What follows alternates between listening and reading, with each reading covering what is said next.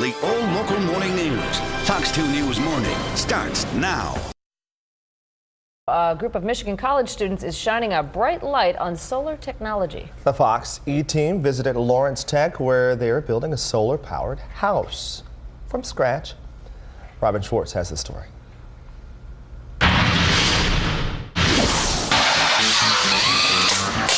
It's a decathlon unlike any other under the sun.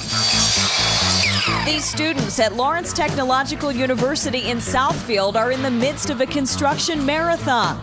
They're racing to build a solar-powered home that generates enough juice to run appliances, lights, heating and cooling, and other modern conveniences. The only power source we were allowed was the sun. We wanted this home, when you walked in it, to really feel like you could live here. And it will. When this solar house is finished, it'll be roughly 700 square feet with a living room, bathroom, 2 bedrooms, and a full kitchen. Here will be where all of our kitchen cabinets and our refrigerator and everything will be. So this is the back area of the kitchen. Tina Spann, who just graduated with a degree in architecture, gave us the tour. This house will be judged against 19 other solar creations from universities around the world. The Lawrence Tech team calls its design the Aloe Terra house, which means to soothe the earth. And that's exactly what it does. These solar panels harness the sun's power, eliminating the need for coal-fired power plants like this one, which burn fossil fuels and can be bad for the environment. The technology's here. Look, it's doable. This house is completely off the grid.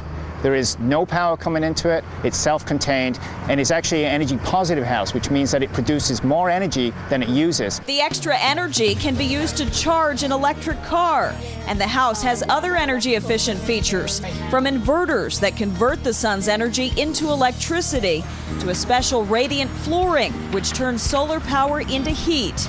It even works when the sun doesn't shine. With excess energy from the sun, we store it in batteries. So we actually use the batteries on less sunnier days to power the house.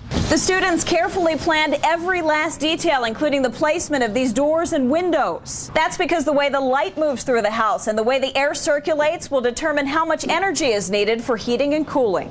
All the technology in the house had to be on market by the time of the competition. It all had to be readily available to the general public. And that's the beauty of it. The students say this isn't a house of the future. It's something any family could live in today. This is an artist's rendering of the finished product.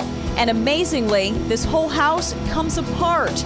The students had to build it that way to transport it to Washington, D.C. for the competition. We have to make sure that these things can come apart, and when we bring them back together, that's all going to be watertight, that's going to be airtight, so that we don't have any leaks in the house. You're not losing heating and cooling loads. A house like this costs about $220,000, but it's fair to say utilities are included, as long as the sun hangs in the sky. We're not paying anything for power. We're completely off the grid. So the money you spend up front is paid off, in the long run by all the energy you save.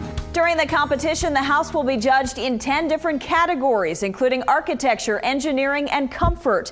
Construction wraps up in the next few weeks, and the Solar Decathlon, sponsored by the U.S. Department of Energy, takes place in October. By the way, the city of Troy bought the house and will eventually put it on display. With the Fox Energy Report, I'm Robin Schwartz.